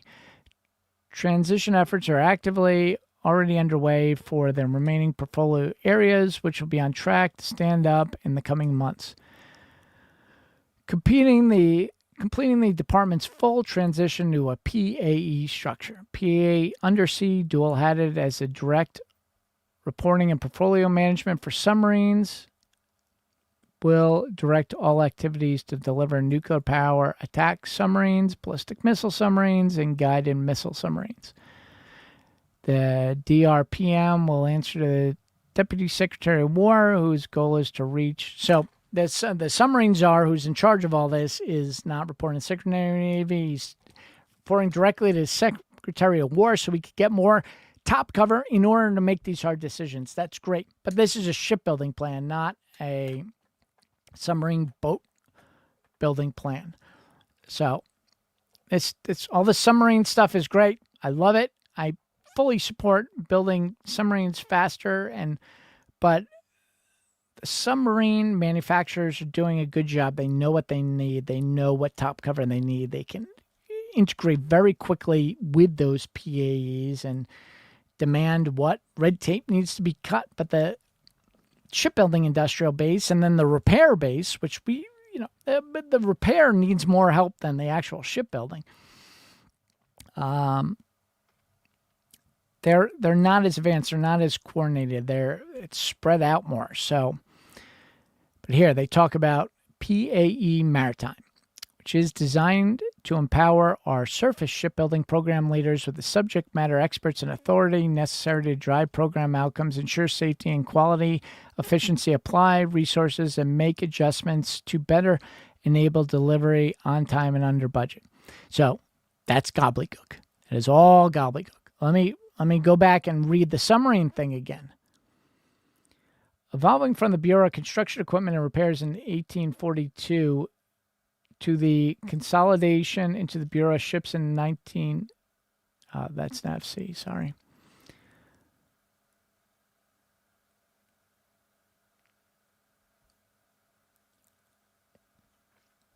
PAE Undersea dual-hatted under the direct reporting portfolio manager for submarines will direct all activities to deliver nuclear-powered submarines, ballistic missile submarines, guided missile submarines. The DRPM will answer directly to the deputy. So this paragraph is fully baked.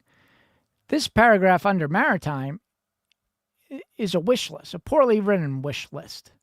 All right, so that's the problem. This all sounds great, but where are the specifics? Where are the details? They will have authority to make sure that our designs are produced at speed with scale, and the American sailors and Marines are confident to take them into battle. We will embrace the targeted. So this is all a wish list. This sounds to me like, yeah, they got a plan on how they maybe want to do it. They got the guardrails in, but there's no specifics. We got real specifics with the undersea, but we don't have specifics with the PAE Maritime. So this is screaming half-baked to me right now. Next, Vessel Construction Manager. The Navy's current shipbuilding model across multiple stakeholders has contributed to cross-growth, delays, and rework. A Vessel Construction Manager introduces a single point of responsibility by holding the prime contractor with the Navy and managing shipyard performance through direct subcontractors to sign construction, production, planning, and execution across multiple yards. So this is excellent. This is what they did to save the Philly shipyard, the only ships that have been not exactly on time and on budget. Colin Graybell is going to yell at me if I say that, but the closest we've come to building large ships on time and on budget this century was under MARAD. The MARAD built training ships, and MARAD said we cannot manage all of this programs with the 300 people we have working in D.C. It's impossible. So they contracted the oversight of the shipyard to a commercial entity, and they said, you are responsible for holding the shipyard accountable.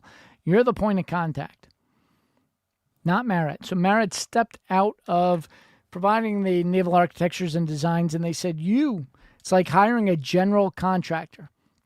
And then if then the Navy or MARAD watches the general contractor. And if they fall behind, then they can work with the general contractor to figure out. But the general contractor in this case did not fall far behind because they were managing all of these, the parts suppliers, the logistics, the time, the shipyard, the labor. That's all by a general contractor. So that's what this is saying. Programs using a VCM will include the medium landing ship and next generation logistics ships and surge sea lift recapitalization, new build, RoRo. It's roll on, roll off vessel. So now they're talking about merchant marine and sea lift ships, but they still haven't mentioned the merchant marine, which is modeled on the successful VCM approach used by the Maritime Administration for the National Security Multi-Mission Vessel. So finally, we're 12 pages in, and they mention MARAD. Thank God. And give MARAD an attaboy for creating the VCM, which was successful. Next, Amphibious Force Readiness Board. The Navy and Marine Corps have established an Amphibious Force Readiness Board to collaboratively determine the roadmap to achieve amphibious warship readiness. Merging AI. The Navy remains committed to being transparent with Congress about the state of the amphibious fleet. So they got a consulting board. Retired warship. Yeah. So another working group. We don't need working groups. But if this is a working group that holds them accountable, I'm all for it. If it's a other type of working group, I don't know. And it doesn't explain here why that's so great. Artificial intelligence. Leading commercial shipbuilders maintain dedicated inspection teams with defined responsibility for each function area, ensuring quality is owned and enforced throughout construction. The Navy is evaluating ways to adopt these practices by leveraging pilot initiatives, advanced digital tools, and emerging AI capabilities to improve real-time visibility into production and quality performance. Yeah, they go on and on about AI. Yeah, AI is great. And Palantir and ShipOS, last I checked, ShipOS is just one shipyard. Enormous potential here. But how do you implement that? I'm running out of steam here, guys, and we've been on a couple hours. But yeah, AI can do a lot. But how are we going to implement it? How are we going to get that AI in the fight? And, what's the state of the fight with people like Anthropic who don't want to play nice with the Navy? I don't know. PB-27 Navy shipbuilding interview. The PB-27 budget request represents a decisive ship towards a fleet designed to achieve decisive advantage and prevail across the full spectrum of blah, blah, blah, blah, blah. Guys, just can we take AI? Can we take this plan in AI and bluff each of these points, make it readable, take out the acronyms, take out the just word salads? Maybe that's the very first use of AI. Look at the Maritime Action Plan. It's very decisive, very segmented, it's straight to the point, actionable items the 34 pages in the Maritime Action Plan, and it's action-packed, condensed, readable.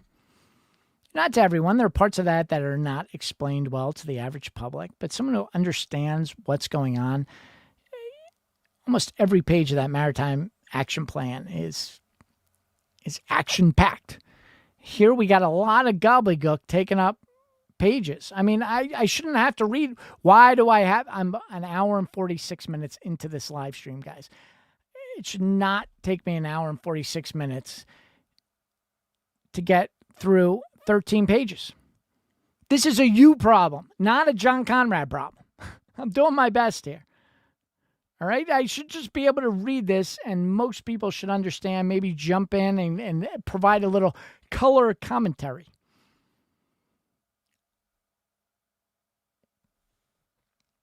So, I'm not going to read all of this. But here we go. Something important. Navy shore infrastructure investment is critical to sustain these investments. Improving aging infrastructure ensures the fleet maintains ready ability to project power. Our shore-based provides the essential foundation to be deployed. Yeah, okay, yeah, great. I agree fully. Navy shore infrastructure. Get the cranes, get the barracks, get the docks, get it dredged, but you know what this should say? This paragraph should say, we are quadrupling the budget of the CBs. And we're going to flood them in the shipyards to maintain these shipyards and improve the facilities and cranes and designs themselves. We have the CBs. Why aren't we using them? We are going to hold the Army Corps of Engineers accountable for flooding the infrastructure of the waterways to dredge, make sure that the bridges and the roads are capable of moving these modular designs. That's what this paragraph should say, not Navy shore infrastructure investment is critical. Yeah, we know it's critical. But what is the operational? You have the CBs. Why aren't you using it to rebuild these shipyards? Because the CBs have been underfunded for a decade. Well, that's the problem. That is the core of the problem right there. And it's not even mentioned. It's CBs. I mean, this is a massive infrastructure and construction project. Do they even mention the CBs? No. Zero mention of the CBs, guys. Zero mention. No mention. Am I misspelling it? No.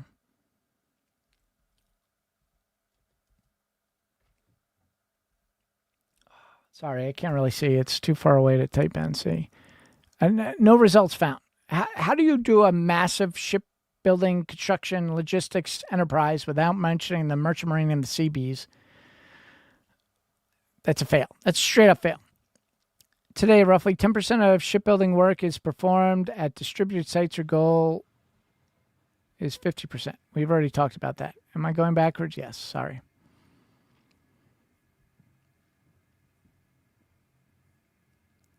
Fleet of the future operational design. The future is not a collection of platforms. It is an integrated system designed to generate combat power across domains. Key doctrinal concepts like expeditionary maritime maneuver and distributed maritime operations dependent on it. Well, there's something like the expeditionary offshore base that two of them are laid up because there aren't enough merchant mariners. The Navy laid up 17 fully operational ships. Like, let's start with that. We want to build ships. We would love to build 17 ships next year. Well, how about we get with the Coast Guard's National Maritime Center, which is the biggest cluster F in the goddamn government. And why don't we get that? Why don't we send 100 Navy liaison officers there to get their head out of their ass, to get the merchant mariners, to get those 17 ships which are built and we're already paying for and we're maintaining out to the Strait of Hormuz to provide the logistics for our joint force. Where is that? These are the things. The Coast Guard's failed because the Coast Guard's doing 17 missions at the same time. And DHS funding is frozen because of, the political fight about ICE. Well, maybe before we build 17 ships, we should figure out that, there are merchant mariners working for the Navy. It's taking them 8 months to get renewals on their basic documents. And they have to follow the stupid UN IMO rules to do that. So, this is great. But you want distributed maritime operations? Well, take the expeditionary. Let's take one of them. Let's take one of them. And I'm told that one of them, I think the one in Norfolk, is almost fully crewed, but they're missing 1/3 engineer. Why? Because the U.S. Merchant Marine Academy graduated 210 or 220 people, and only 6 signed up to work for the Navy. 6. And not a third engineer, or the ones they have is needed elsewhere. So this expeditionary support base, which is the absolute perfect platform for a base to perform a blockade, can't sail because of one engineer. And why did only 6 out of 210 or 220 graduates of the U.S. Merchant Marine Academy decide to go work for the Navy as U.S. Merchant Mariners? Because the Navy treats Merchant Mariners like crap. And they go get your license, go deal with the NMC. And we go back, the NMC is broken. And they go, that's a you problem. And they extend the deployments. And, there's a pay ceiling. Go look at Sal Mercaglio's What's Going On in Shipping. Go read his articles on G Captain. I'm not going to get into that, but that's a problem. That's a problem. And it used to be a lot of those engineers went to work for MSC. They went to work for the Merchant Marine companies. And then they went to work on shipyards and figuring these problems out. And because we have so few commercial ships now, that pipeline isn't there, and the shipyard does not have the advanced trained labor to do to do new projects. All right, I'm on a rant here. But future vessel inventory is reflected in Table 1.1. High-end combatants provide survivability, command and control, and massive fires. CVN, SSBN, SSN, BBGN. Oh, wow. Look at that. BBGN. Is that a battleship guided nuclear? Is that a battleship with guided missiles that's nuclear? Man, that might be the biggest Easter egg in the entire report. Or am I missing something? Is there another BBGN? Guided missile nuclear battleship. Whew. Wow. We just found a massive Easter egg, but it's a string of acronyms. Maybe someone just typed in the wrong acronym. I don't know. That would be exciting if we had nuclear battleships. Low-end combatants provide presence, scalability, and distributed operations. Frigates, LCS, LSMs. Unmanned systems provide tailorable mass sensing deception, MUSV, SUSV, UUV, and other types. The problem with the unmanned systems is there's no... some of these unmanned systems, and they're calling, like the head of... there's a head of shipbuilding at a... dinghy manufacturer I'm not going to mention, but is this breakout? This is the shipbuilding plan, not the dinghy plan, not the small boat plan. I want to know the sizes of these unmanned systems. Size matters. These dinghies cannot cross the entire Pacific. They can't carry enough fuel. I want to know the sizes. Next, logistics and support ships enable sustained operations in contested environments. TAO, TAOL, SX Sealift. Yes, these are the Merchant Marine manned ships in the Navy's Military Sealift Command. Excellent. Oh, you know what else I love here? Sustained operation in contested environments. These ships, like our oilers that replenish the jet fuel on carriers and the bunker fuel on destroyers, they have no protection. Some of these ships have CWIS mounts. None of them have CWIS on board. How are we going to protect these critical logistics ships that are, as we mentioned earlier, part of the battle force? So I love that. For the first time, the Navy is displaying a combination of battle force ships, auxiliary ships, and unmanned vessels in the 30-year shipbuilding plan. This inclusion is driven by the level of maturity of unmanned vessels, which are now projected to be able to perform CNO-approved operational requirements. The unmanned vessels count are limited to MUSV based on the 1, projected ability to meet specific CNO requirements, 2, having an approved acquisition strategy, 3, having performed funding budget. Smaller unmanned systems, while important to current and future fleet design and accounted for elsewhere in budget program do not meet all the criteria for inclusion of this plan. Great. Actually, this is amazing. This is saying these are going to be the vessels in this program are going to be larger vessels. They're not going to be the tiny dinghies. So love that. Highlight it, underline it. Why it's, man, look at the size of this paragraph. Cut that out. It belongs in its own paragraph right there. Similarly, auxiliary vessels are essential to sustaining and resupplying the fleet. Recapitalizing a range of auxiliary classes is a priority for this administration. Accordingly, auxiliary vessels are now being counted alongside battle force ships and covered unmanned vessels. Taken together, these three categories comprise the total new vessel force. So, great. They're admitting here that a lot of these battle force ships are actually logistics ships. So, good. I love when they're honest and they honestly saying we don't have our fleet is actually smaller than you think it is. So love this. Battle force ships, and then they are breaking out auxiliary ships, military sea lift command, merchant marine run, and they're coming up with this combined total naval vessel force. This is fantastic. Because people see 395 ships and they think that they're all destroyers. And then they wonder why we don't have enough destroyers for Hormuz. So breaking it out and not BSing the American public, that is great. And the Battle Force shipbuilding investment. Love this. So I want to know battleships. We're going to get a battleship in fiscal year 28. That's optimistic. Another one in fiscal year 30 and one in 31. All right. Oilers. 3 this year, 2 next year, and then just one each for these years, and then 2. We need more Oilers. Light replenishment oiler, ocean service. There are a lot of things not in here.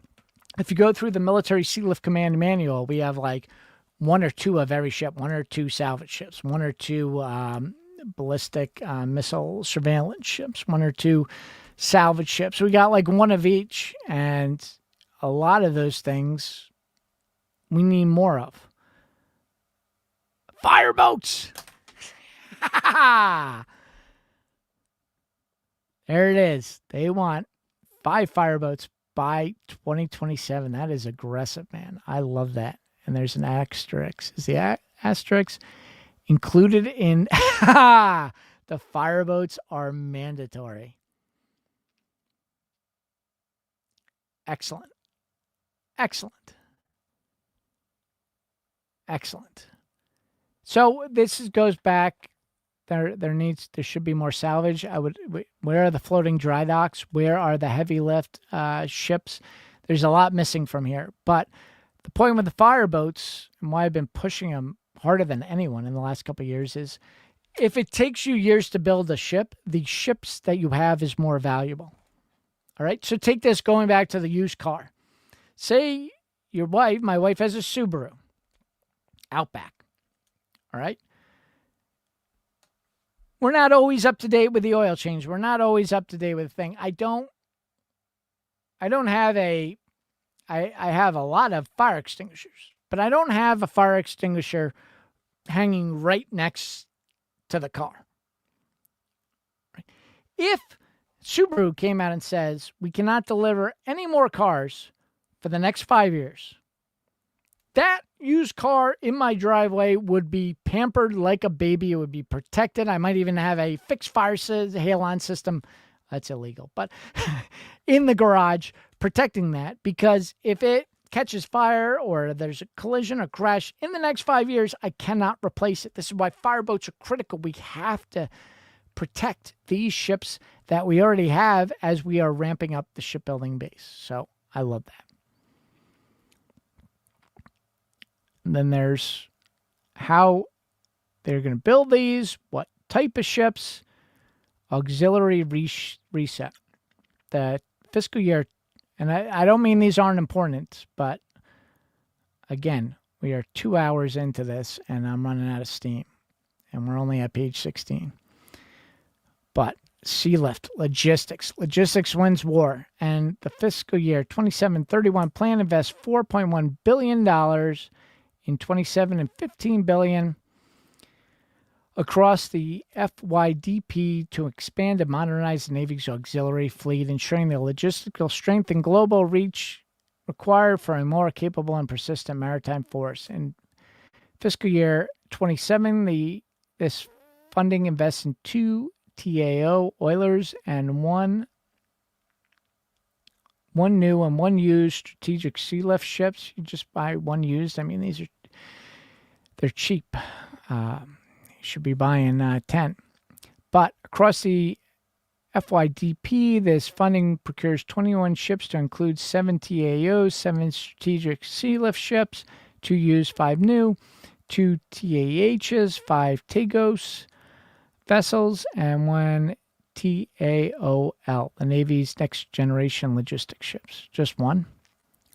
The investment reinforced the nation's ability to sustain distributed operation, enhance mobility, and resupply capacity. I'm looking to see if I have the MSC book. But there are pages and pages in the Sea Lift Command book where we only have one of something, and there's a lot of capabilities there that I don't see. Combat Logistic Force Enablers. The fiscal year 27-31 plan invests $450 million in fiscal year 27 to procure 1 console tanker and $2.3 billion across fiscal year DP for a total of 5 tankers to enable refuels support to the CLF, potentially from overseas shipyards initially. Wow, that's huge. So they're going to buy. The plan is to buy some of these, not the high-end oilers, which can have advanced communication systems and can, coordinate, keep up with carrier strike groups. But these are tankers that are backups for the much better and more survivable and higher-end oilers. They're going to potentially buy these tankers with console kits. These are kits to make them have the ability to underway replenish carriers. They're going to provide the simpler tankers potentially from overseas shipyards initially. Great. Actually, instead of all this question, we are working with allies and allies have the capabilities. We're actually going to give some of our allies cash to fill some of these critical holes. And then it says over $450 million for 5 fireboats and 1 special mission ship are included in the budget. All right. This is a minor point, but a major point. Here, you said fireboat. One word.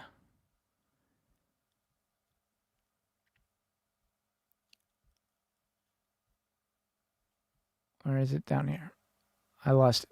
Here, you said fireboats. 2 words. This has very specific meaning. So a fireboat, 2 words, can be any sort of boat. It's a boat. It's a small boat.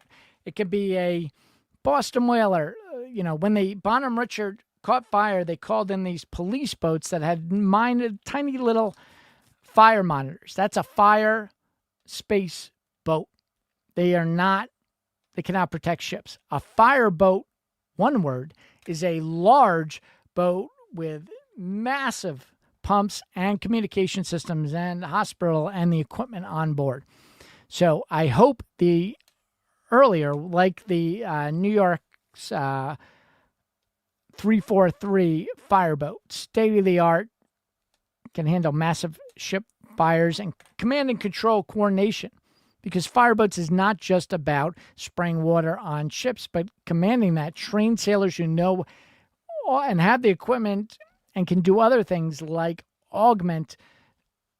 The big problem with the Bonham Richard is there wasn't enough pressure in the fire main to send the fire teams in. Well, a fireboat can come in, augment that pressure, and have more fire teams inside the hull. So, Long Beach has them, LA has them, these big fireboats. And I think based on this price, that's what they are talking about, not a fire space boat. So this, I pray, is a typo. Unmanned maritime, blah, blah, blah. Maritime, and I don't mean that's not important, but I want more detail. Here we go. Okay, this is important.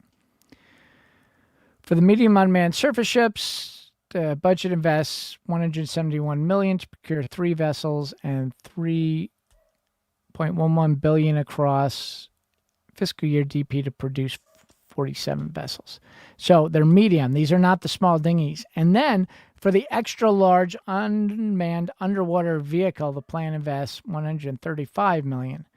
So they're doing extra large submarine, it sounds like, but only medium unmanned surface vessels. I want some extra large surface vessels that are autonomous.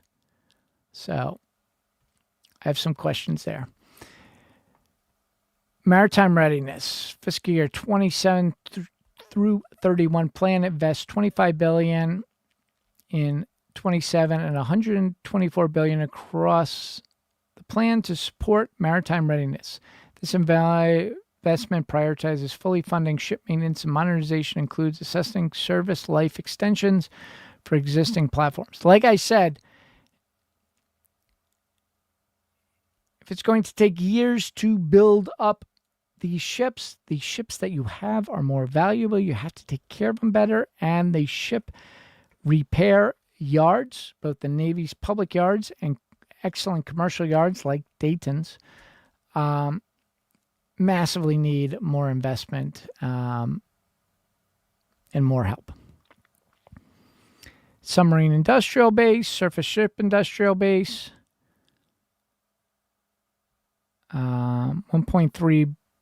6.7 billion to revitalize the shipyard industrial base. The investment includes supplier development, shipyard infrastructure, wages, distributed shipbuilding, workforce development, and technology opportunities.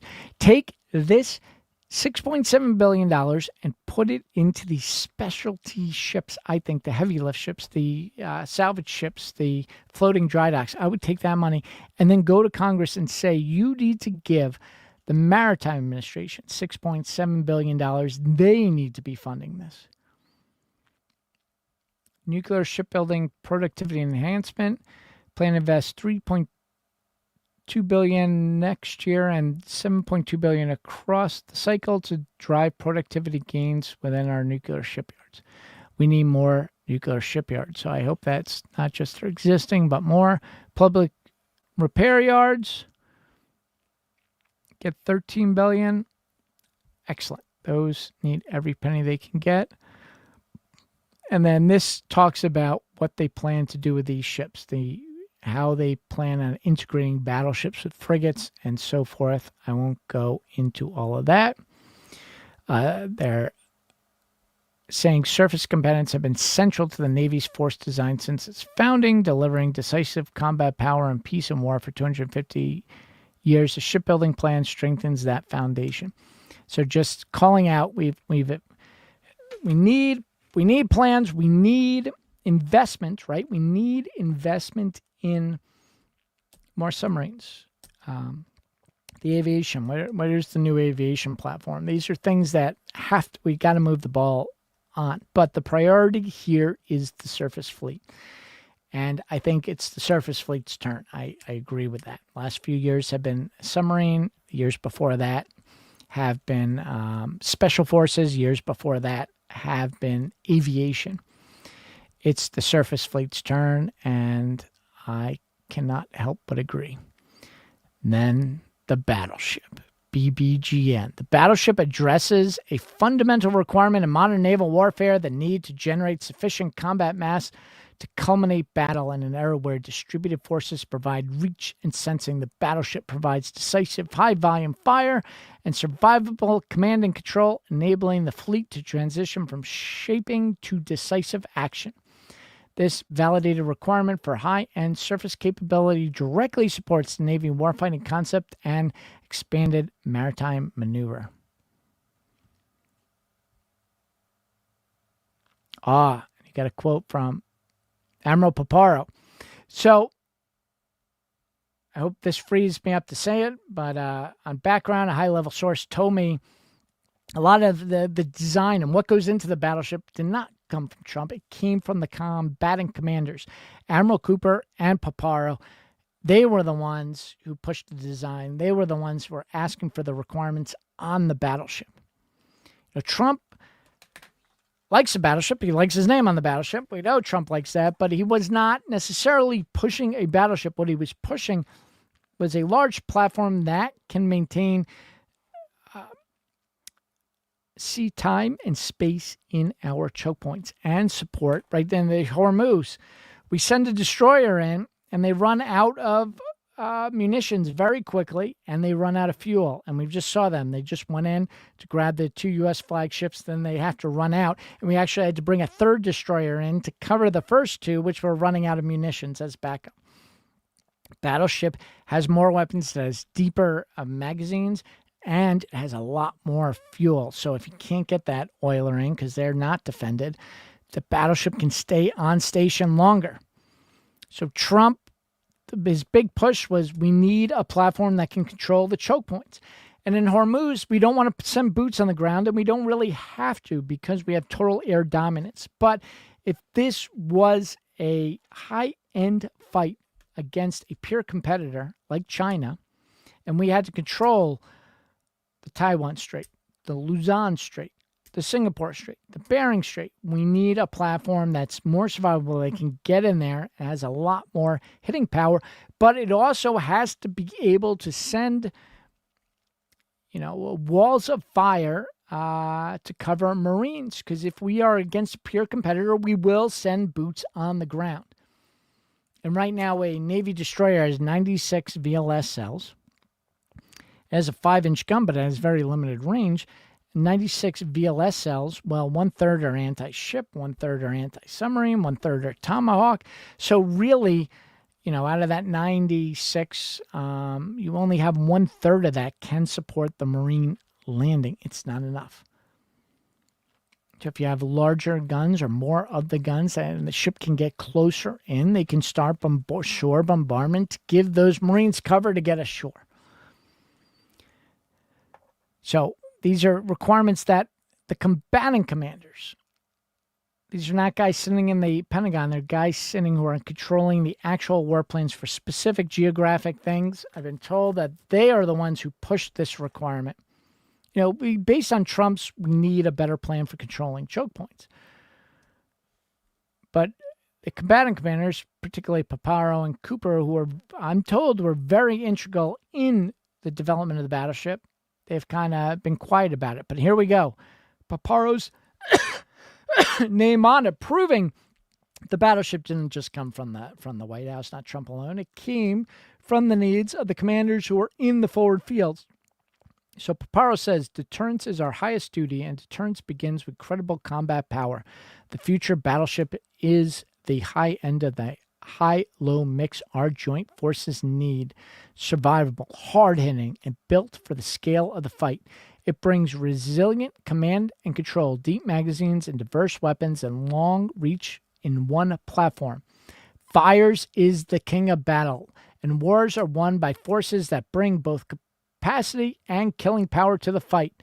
This ship delivers exactly that. Well said, Admiral Paparo. Goes in and it talks about how the battleship's going to work, the frigate, logistics ships, fast attack. I won't get into each ship type. We've been talking for 2 hours and 15 minutes. We are going to end on the battleships. I thank you very much for staying in. There are a lot more pages that you can read through, but that's auxiliaries. Oh man. After we're done, I don't have the energy to keep going, but after we're done, I'm gonna print out this page and read it myself with a highlighter. So I'm excited. Finally, auxiliaries in Central Navy planning documents. Love it. And look at this. They mention not only Military Sea Lift Command, but the National Defense Reserve Fleet, operated by MARAD, the reduced operating status. These are the ghost fleet that have to surge. Armory and Marine Corps. they mentioned the Army. I would love a lot more. I would, if I was the Navy, I would have an entire page yelling at the Army for selling its watercraft at auction, for not recapitalizing its dredge fleet, its Army Corps of Engineering, ignoring our waterways and our entrances to our shipyards, and not building more dry docks.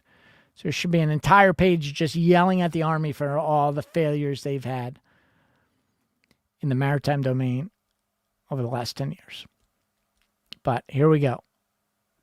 Marriott right there. So I want to leave on a high note. I am so excited. Surge Sea Lift, combat logistics, force enablers, auxiliary general ocean surveillance ships. These are the ships with total radar that can detect, submarines.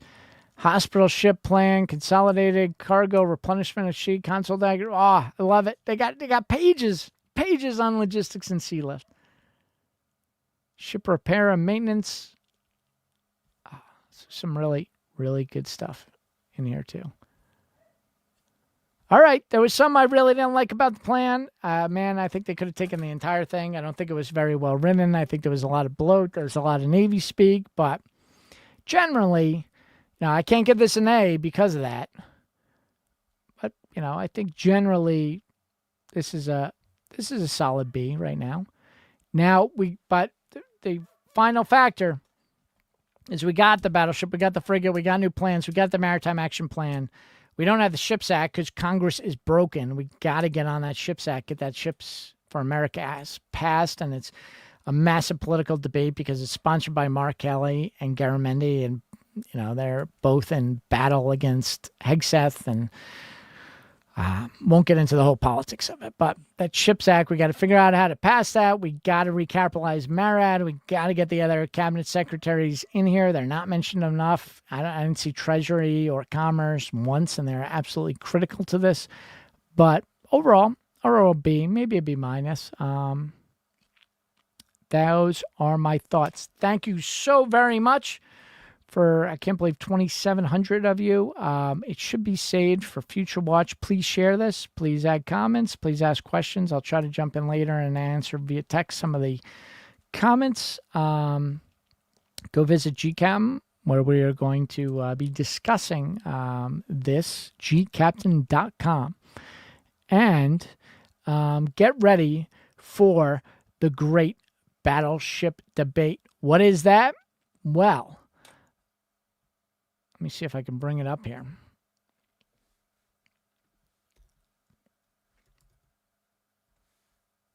I'm so excited for this to come up. I don't know if it's out yet.